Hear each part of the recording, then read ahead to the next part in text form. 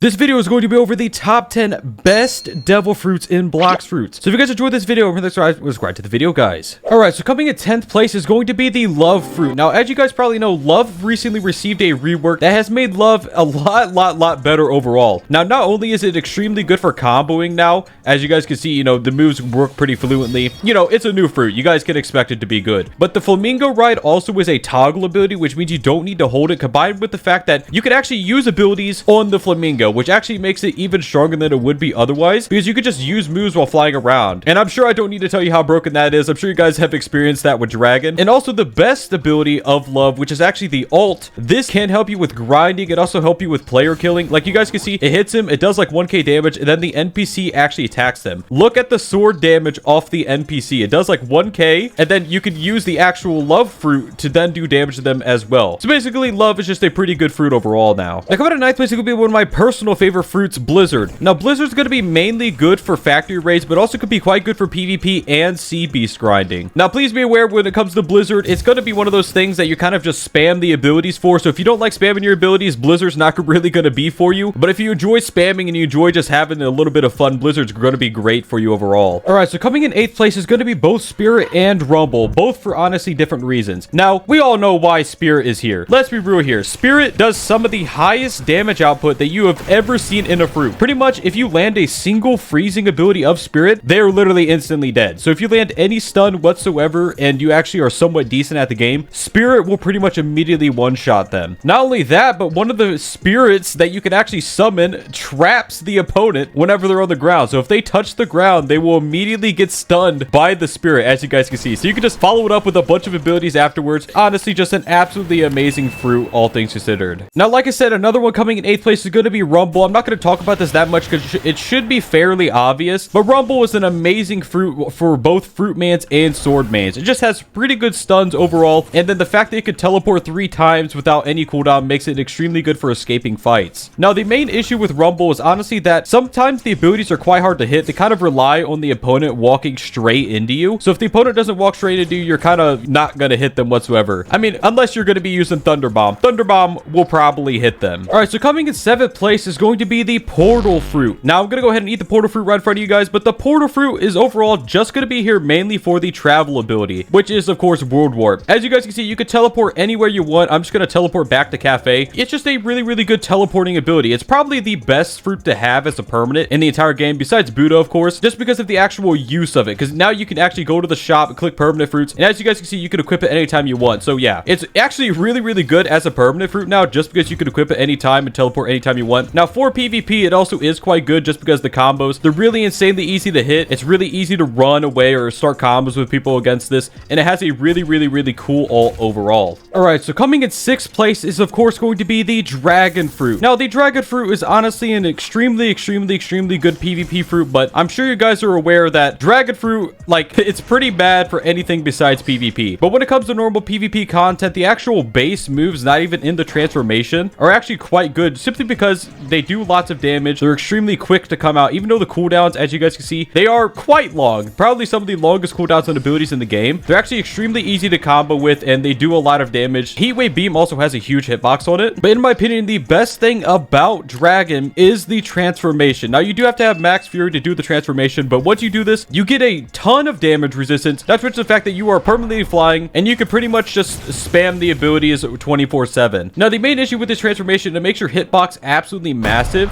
So you do have to keep that in mind when you're using the transformation. But let's be real here. If you're using Dragon, you already probably know how to use it. You just run backwards while spamming moves on them like this, and you'll do pretty good in bounty hunting. Now, coming to 5th place is going to be Magma. Now, Magma is going to be here honestly just because it is so good for sea beast hunting. If you ever need a fruit just to hunt sea beasts with, just straight up get Magma. Not only can it walk on water, but the damage it does is actually one of the highest damage, if not the highest single target damage fruit, and just overall in the entire game. Like, it does absurd amounts of damage. It has pretty good mobility and stuff like that. Like, Beast Ride isn't the fastest fruit in the world, but it'll get you to where you need to go. So yeah, amazing sea beast hunting fruit, and just for that, I'm going to be ranking it 5th, just because sea beast hunting is extremely important if you actually want to get money quickly. It's also pretty good for PvP if you know how to use your abilities correctly. Like, you land one Z move and you instantly do half their HP. It's pretty insane overall. Now, coming to 4th place is actually going to be the Leopard Fruit. Now, the Leopard Fruit, honestly, guys, let's be real here. It's mainly here for the PvP aspect of the fruit. Pretty much, you can just spam 3 moves and instantly do 10 10 to 11,000 damage. If you guys don't know what those 3 moves are, you hold the finger revolver down, and next up you hit him with a spiraling kick and then end him with after image assault. Just a really good basic spam combo. You gotta just spam the moves after one another and you do a lot of damage. Now, I will say that Leopard is kind of mid for grinding and everything besides PvP. It's kind of mid for, but that's the reason why it's in 4th instead of higher on the list, just because it's mainly a PvP fruit. All right, so there are going to be 2 honorable mentions. Pretty much the honorable mentions are just ones that are really good, weren't quite good enough to make on this list. And the 2 honorable mentions are going to be Light and Shadow. Now, Light's going to be here just because it is extremely good in the first C, and quite frankly, it can actually, you know, do quite well in PvP, depending on the combo you're actually using. Like, the Light Beam does tons of damage to people. The Flight ability is obviously extremely useful. It's like one of the fastest flying abilities in the game, so if you don't have Portal leveled up, Light is actually a pretty good fruit for that. And like I said before, it does do a lot of damage, so it's pretty okay for grinding, mainly good for the first C. And then for Shadow is actually just mainly a PvP fruit. It does absolute metric tons of damage, and the combos you can do with Shadow kind of outweigh the fact that it isn't really that good at PvE content. And obviously, since both of these do have their downsides, that's why they're in the honorable mentions and not actually on the list. Now, starting off the top 3 with a very respectable 3rd place is going to be the Dough Fruit. Now, let's be real here, guys. We all know Dough Fruit's good. Like, we're not fooling anybody by saying Dough Fruit's bad. Pretty much Dough combos with itself, Dough combos with your mother, Dough combos with literally everything in the game. If anything can combo, Dough could combo with it. It's just a really easy to use fruit that is insanely good for PvP. Now, when it comes to actually grinding, boss grinding and stuff like that, it kind of lacks. I will say that this is really good for raid bosses because it can actually keep them in place while other people pummel them. But if you're going to be solo grinding or honestly just grinding random NPCs, I will say that the Dough Fruit kind of is very lackluster for that. People mainly use it for bounty hunting. Rest assured, you will smack some cheeks together with Dough. I mean, like, you could just throw a bunch of moves together like this, like hit him with the C, I hit him with that, hold down the Z move, boom, hit him with the X, and then end it with a C. You know, you could throw anything together and combo with Dough. It's just a really easy to use fruit, honestly insanely fun in my opinion, and I enjoy bounty hunting with it overall. Now, coming in 2nd place, which may be surprising to some people, is going to be Venom. Now, the reason why I'm ranking Venom actually above Dough is because I think Venom is overall more useful, just because Venom is absolutely amazing for factory grinding and obviously sea beasts and stuff like that. Just Venom overall is just a really amazing fruit, especially when you combine Race V4 into it. Just because when you combine Race V4 into it, you can get your Fury bar up almost immediately with Venom due to the massive tick damage it actually does. Like you guys can see, I barely used any moves and I'm almost at max V4. Not only that, but Venom has some pretty sick combos, and obviously when you go into the awakened form, the moves kind of become unavoidable in general. So, you know, when you're fighting a Venom, you're kind of just gonna hate your life unless they're bad at the game. It's also worth mentioning that Venom actually is one of the highest damage dealing fruits in the game when you factor in the actual damage amounts, and actually can be